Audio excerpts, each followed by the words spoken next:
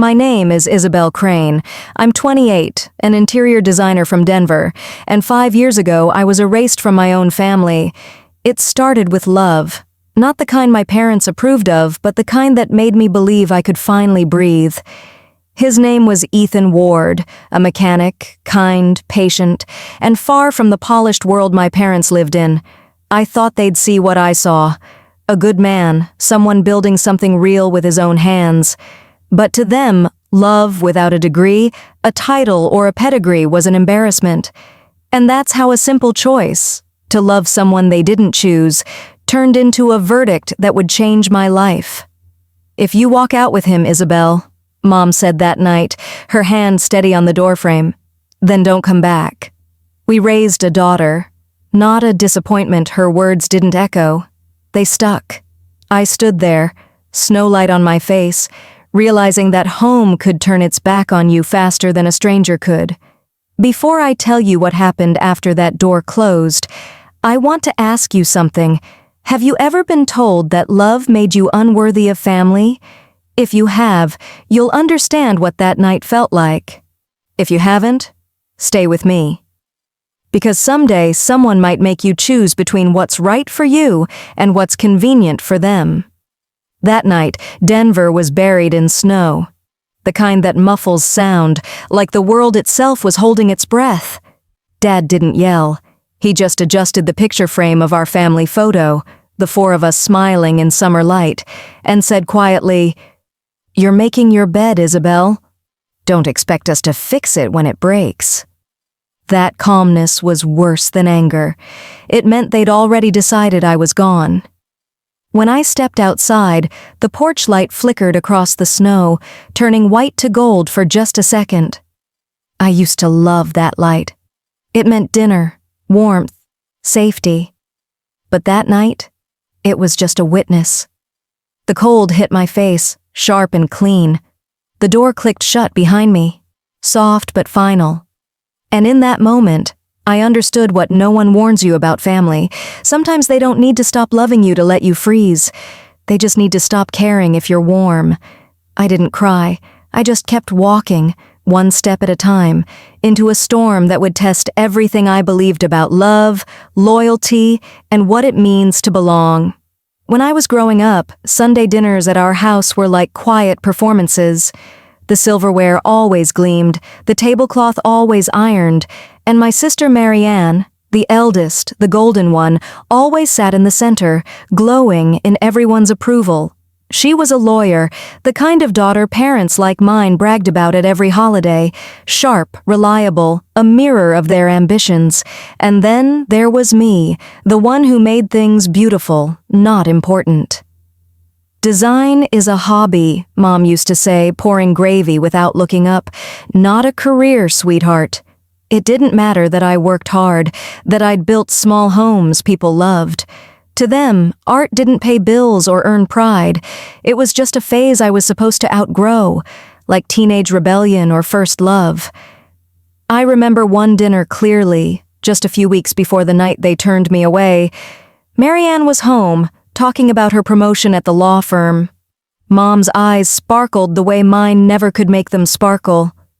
"You've always been the steady one," she told her. "Not like your sister. She still hasn't found her footing." Dad chuckled softly, carving the roast. "Creative minds wander," he said, like it was a compliment and a dismissal at the same time. I smiled, pretending it didn't sting. "That's what you learn to do in families like ours. You bleed quietly so no one accuses you of ruining dinner." That night, Marianne asked about Ethan. Her tone wasn't curious, it was cautious, rehearsed. "He's a mechanic, right?" she said, twirling her wine glass.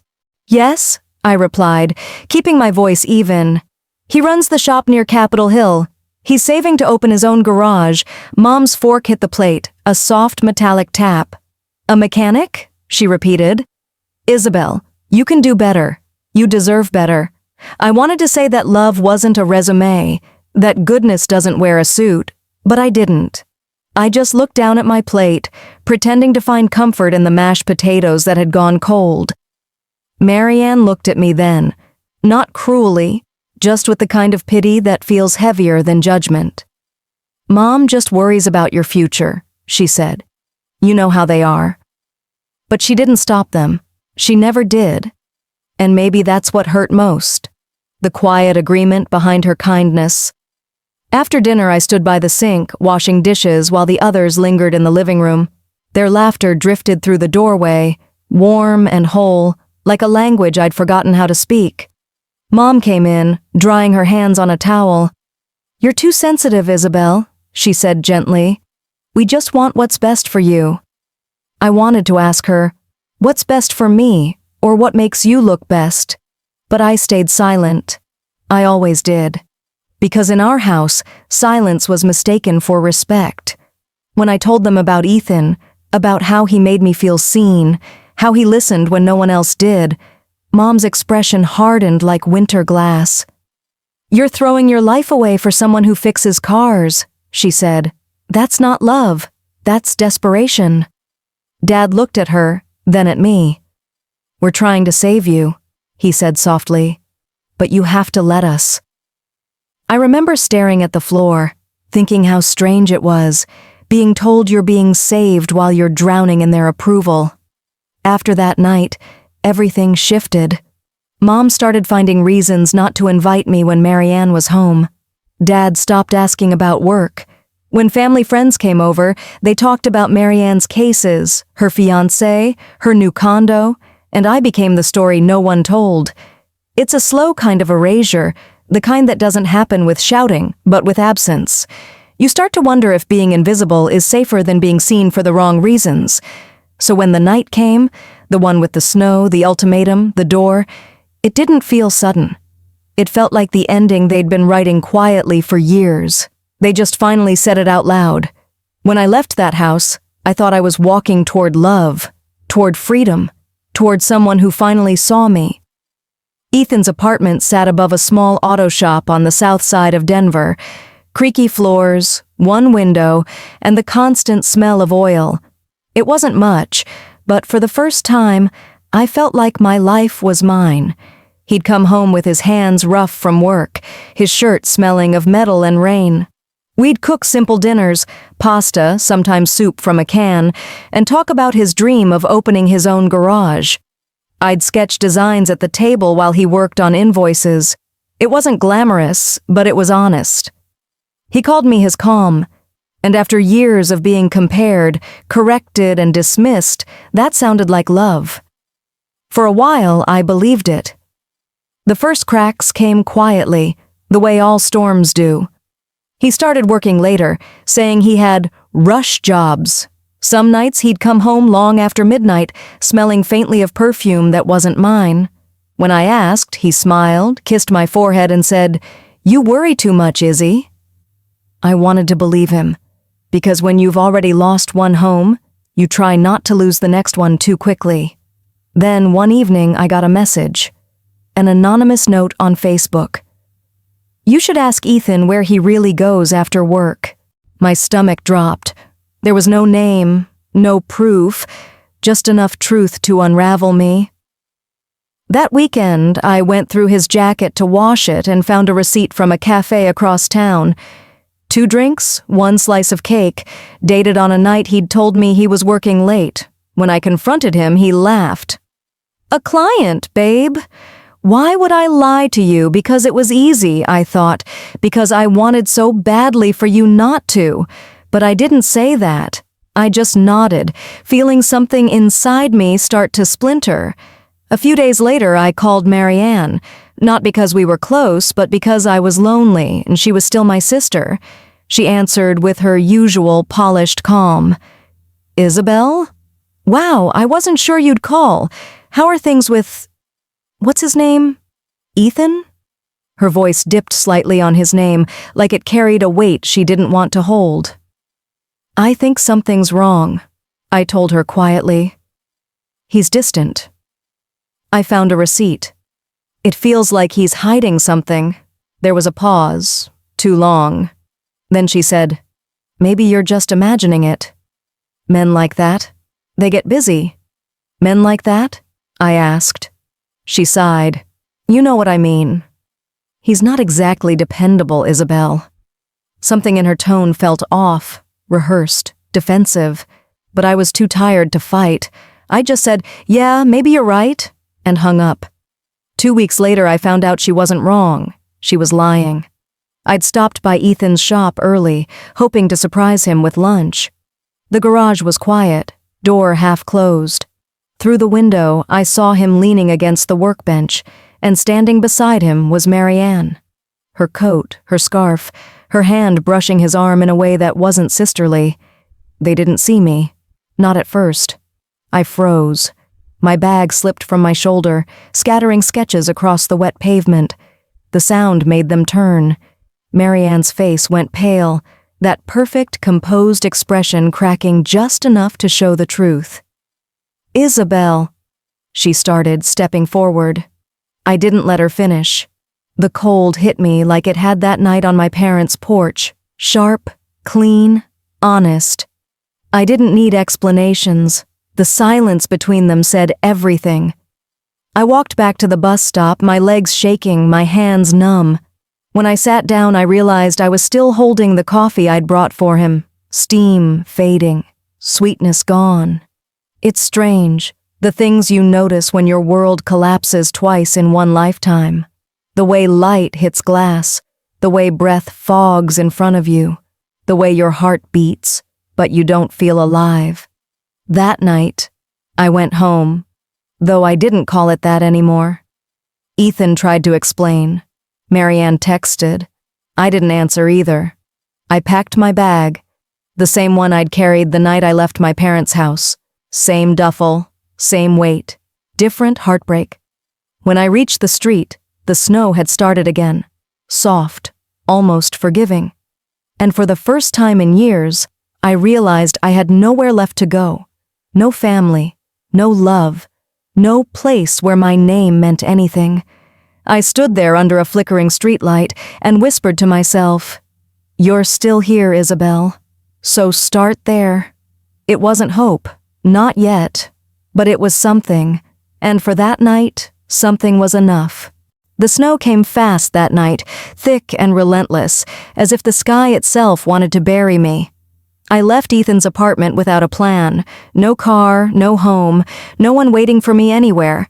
Just that same old duffel bag, heavier now because this time it carried not just clothes but humiliation. Denver's streets were almost empty. Streetlights blurred behind curtains of white, buses hissed by like ghosts, and every sound was swallowed by the storm. I tried to keep my head down, my hands deep in my pockets, but the cold sliced through the seams like punishment. There's a strange thing that happens when you've lost everything. You stop feeling afraid. You just start navigating the emptiness. I headed toward the bus depot on Main Avenue, because it was the only place still lit. Inside, the benches were nearly empty. A couple of stranded travelers sat hunched over their phones. The heater buzzed but barely worked. My fingers ached as I wrapped them around a paper cup of vending machine coffee. It tasted like metal and regret. I checked my wallet, $38 and a few coins. Not enough for a motel, barely enough for food. The thought came quietly, the way hopeless thoughts often do. Call home. I stared at my phone, the cracked screen reflecting my face. Pale, wind-burned, and unfamiliar. I hesitated, but then I dialed anyway. Mom answered on the third ring. Her voice was calm, clipped, like she was expecting a telemarketer. "Hello?" "Mom, it's me," I said, trying to steady my voice. "Please, it's snowing bad out here. I just need a place to stay tonight." There was a pause, then she said, slowly, "Isabel, you made your choice. We can't keep saving you from it." I swallowed hard. "Mom, please. I'm not asking for much." Just one night, her sigh crackled through the line like static. "You walked away, Isabel. Actions have consequences." And then, the soft click of disconnection. I sat there, phone still in my hand, listening to the dial tone fade. When I finally called Dad, it went straight to voicemail. Then, after a minute, he texted just 2 words. "Listen to your mother."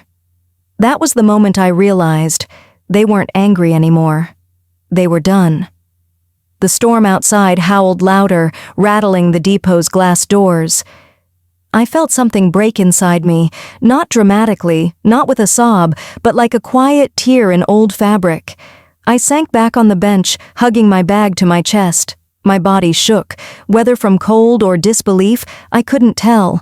I watched the snow pile higher against the doors, white climbing like water in a flood. No one looked at me. People rarely do when you're falling apart quietly. I don't know how long I sat there, minutes, hours. Time moves differently when you've run out of reasons to move at all. Then a voice broke through the hum of the heater. "You okay, miss?" I looked up. A man stood near the door, his bus driver's uniform half covered by a thick coat. His name tag read, Greg Lane. He looked about 40, with tired eyes that somehow still had kindness left in them. I shook my head. "I just need to rest. I'll figure it out." He frowned, glancing at the storm outside. "Not tonight, you won't. They're closing the depot in half an hour."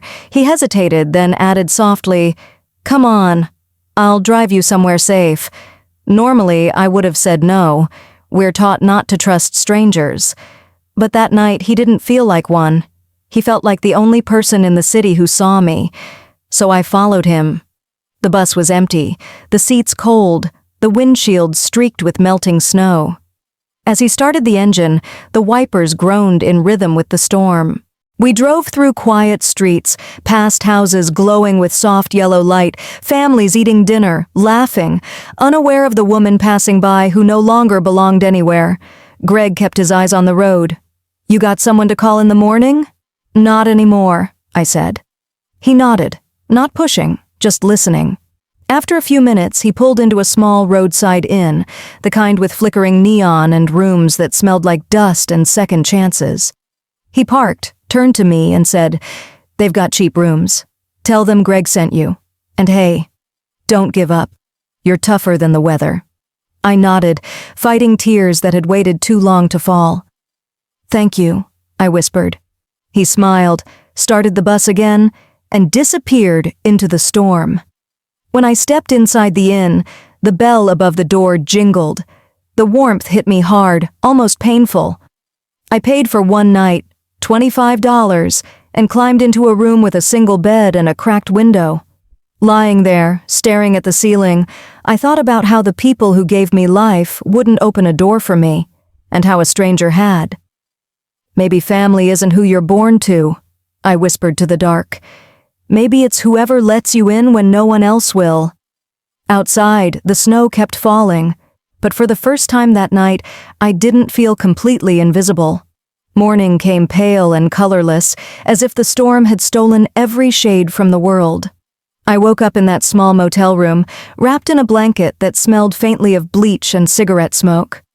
The window was frosted over, but I could still see the snow outside, soft, endless, and somehow gentler than the night before.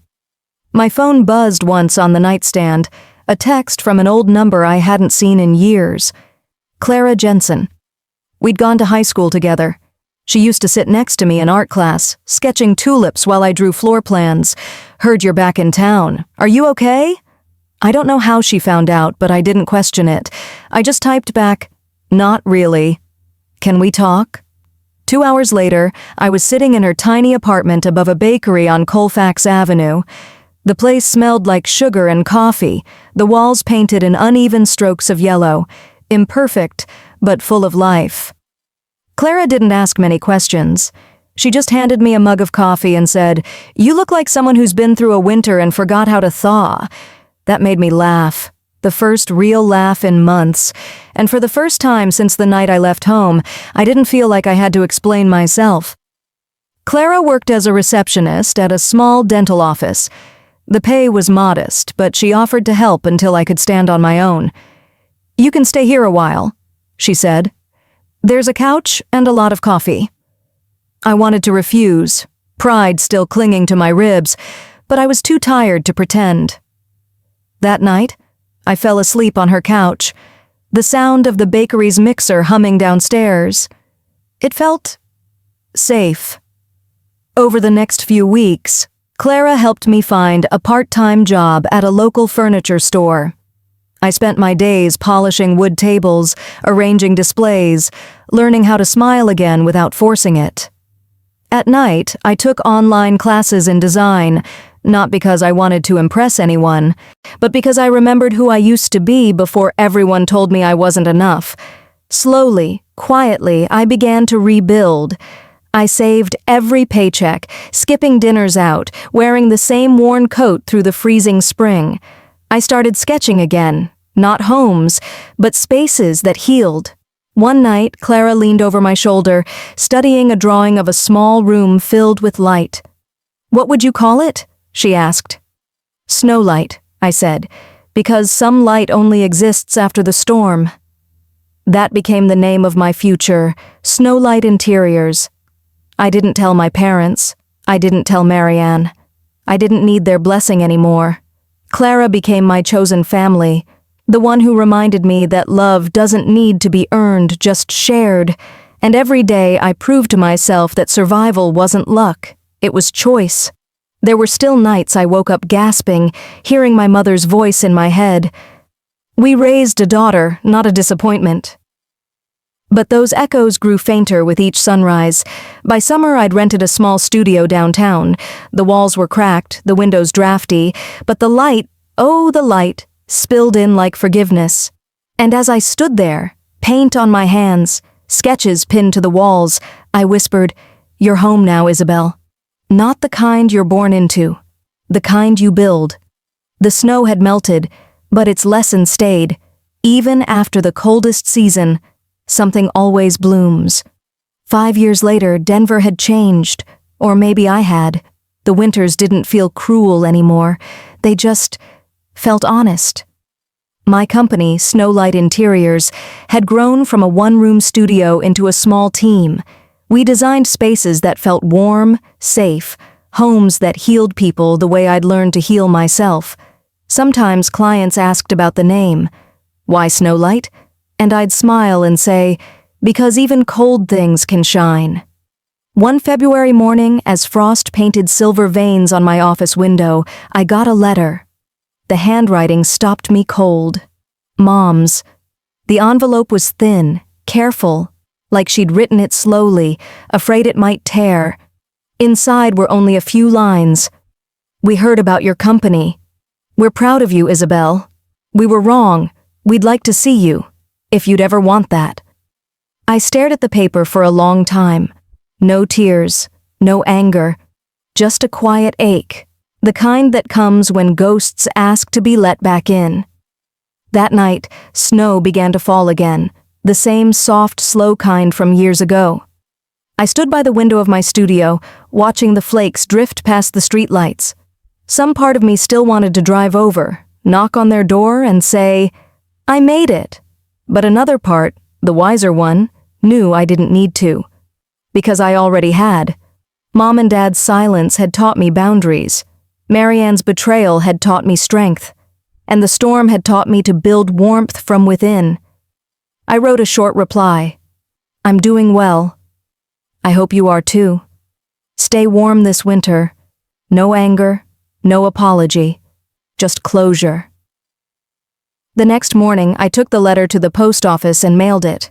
When I stepped outside, the sun had broken through the clouds, turning the snow into a sheet of light. I paused, looking up. For years, that white had symbolized loss, exile, loneliness, but now, it just looked like forgiveness. "Family doesn't always come from where you began," I whispered. "Sometimes it's what you build when you're left alone." That evening, Clara came by the studio with takeout and 2 mugs of cocoa. We sat by the window, watching the city glow under its silver coat. She looked at me and said, "You ever miss them?" I thought about it. Then I smiled. Sometimes. But missing someone isn't the same as needing them. Outside, the snow kept falling, steady, quiet, endless. And for the first time, I didn't feel cold.